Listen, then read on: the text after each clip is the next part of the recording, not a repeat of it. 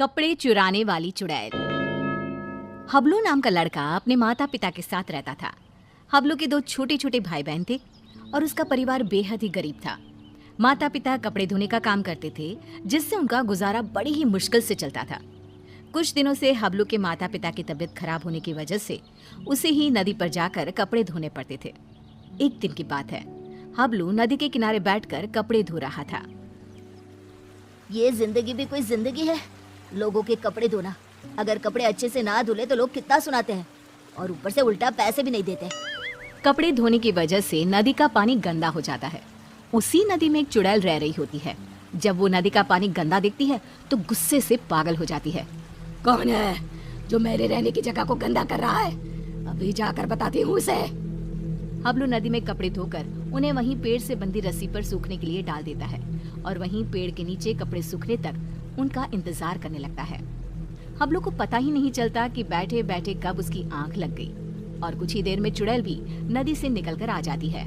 कौन है जिसने मेरे रहने की जगह को गंदा किया है? तभी चुड़ैल की नजर रस्सी पर सूख रहे कपड़ों पर पड़ती है। अरे वाह, ये कपड़े तो बड़े ही सुंदर सुंदर है और ये साड़ी कितनी खूबसूरत लग रही है। तभी चुड़ैल अपने पहने हुए कपड़े देखती है। मेरे कपड़े कितने गंदे हैं, हम लोगों को तो अच्छे कपड़े पहनना नसीब में ही नहीं होता। तभी चुड़ैल कपड़े देखकर सोचने लगती है, क्यों ना इनमें से एक कपड़ा चुरा कर मैं पहन लूं, कौन सा इस लड़के को पता चलेगा। चुड़ैल जल्दी से रस्सी से एक साड़ी उतारती है और नदी में ले जाकर पहन कर देखती है। ये साड़ी मुझ पर कितनी खूबसूरत लग रही है, इसमें तो मैं एकदम हूर की परी लग रही हूँ। फिर कुछ देर बाद हबलू की आंख खुलती है। उसे पता नहीं चलता कि कब शाम हो गई। अरे शाम हो गई, समय का पता ही नहीं चला। अब जल्दी से कपड़े उतार कर घर चलता हूँ, नहीं तो रात हो जाएगी। हबलू रस्सी से कपड़े उतार कर घर चला जाता है और घर जाकर कपड़ों की गिनती करके उन्हें गठरी में बांधने लगता है। 1 2 3 और ये 5 और ये 9, ये कैसे हो सकता है? मैंने तो 10 जोड़े कपड़े धोए थे, इनमें तो एक कम है। दोबारा गिनता हूँ, कहीं मुझसे कपड़े गिनने में भूल ना हो गई हो। हबलू एक एक करके दोबारा कपड़े गिनने लगता है, पर इस बार भी कपड़े 10 जोड़े की जगह 9 जोड़े थे। कपड़े कम होने की वजह से वो परेशान था। ये सब सोचते सोचते उसे कब नींद आ जाती है पता ही नहीं चलता। अगली सुबह हबलू फिर से कपड़े लेकर नदी पर धोने के लिए चला जाता है और जैसे ही वो कपड़े धोने लगता है, नदी का पानी कपड़े धोने की वजह से फिर से गंदा होता है। ये देखकर नदी में रह रही चुड़ैल आग बबूला हो जाती है। ये लोग मुझे चैन से रहने भी नहीं देते। आज फिर ये लड़का कपड़े धोकर मेरी रहने की जगह गंदा कर रहा है। आज मैं ऐसा सबक सिखाऊंगी कि ये कपड़े यहाँ धोना ही भूल जाएगा। हबलू के कपड़े धोने के बाद वो उन्हें पेड़ से बंधी रस्सी पर सूखने के लिए डाल देता है। जब तक ये कपड़े सूख रहे हैं, मैं यहीं पेड़ के नीचे कुछ देर आराम कर लेता हूँ। हबलू वहीं पेड़ के नीचे एक कपड़ा बिछाकर लेट जाता है। ठंडी ठंडी हवा चल रही थी तो लेटते ही उसे नींद आ जाती है और पता ही नहीं चलता कि कब उसकी आंख लग जाती है। कुछ देर बाद चुड़ैल भी नदी से निकलकर बाहर आ जाती है। आज मैं उसे छोड़ूंगी नहीं, मेरे रहने की जगह गंदी करके खुद चैन की नींद सो रहा है। आज तो मैं उसे मार ही डालूंगी। चुड़ैल हबलू को मारने के लिए आगे बढ़ती है तो रस्सी पर सूख रहे कपड़े देखकर रुक जाती है। अरे वाह, आज भी सुंदर सुंदर कपड़े सूख रहे हैं।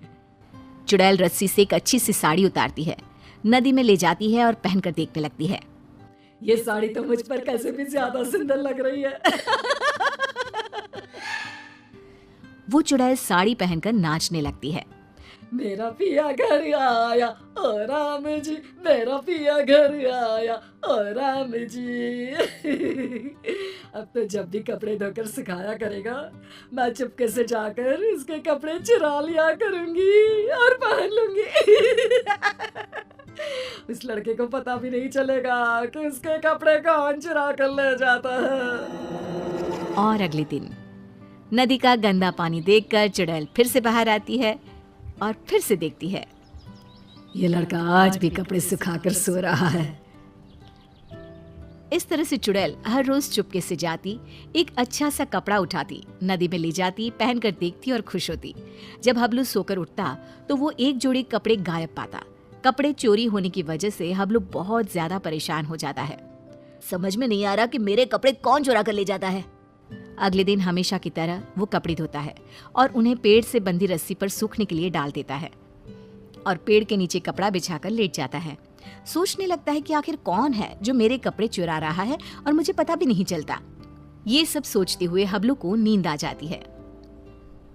गंदा पानी देखकर चुड़ैल बाहर आती है और ध्यान से सभी कपड़ों को देखने लगती है।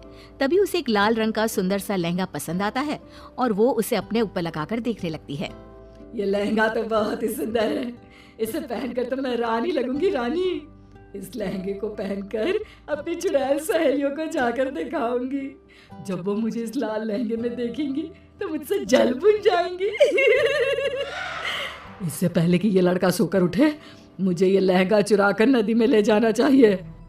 फिर वो चुड़ैल वो लाल लहंगा उतारती है और तभी हबलू की आंख खुल जाती है। वो चुड़ैल को देखकर डर जाता है और फिर से वापस अपनी आंखें बंद कर लेता है। बाप रे, ये तो चुड़ैल है। अच्छा, तो यही हर रोज मेरे कपड़े चुरा कर ले जाती है और मुझे पता भी नहीं चलता। फिर वो जैसे ही लहंगा नदी में ले जाने लगती है, अरे ये लहंगा लेकर कहाँ जा रही है? ये लहंगा तो जमींदार की पत्नी का है। अगर मैंने उसे लहंगा नहीं लौटाया तो वो मुझे जमीन में जिंदा ही गड़वा देगा। नहीं, वो लहंगा मुझे चुड़ैल से वापस लेना ही होगा। पर कैसे, समझ में नहीं आ रहा। वो लहंगा मैं चुड़ैल से लूं तो कैसे लूं? हबलू बाकी के कपड़े उठाकर घर ले जाता है और रात को लेटा हुआ चुड़ैल से पीछा छुड़ाने की सोचता रहता है। तभी उसके दिमाग में एक तरकीब आती है। हाँ, ये ठीक रहेगा। इससे चुड़ैल कपड़े भी नहीं चुराएगी और हमेशा के लिए वहां से चली भी जाएगी।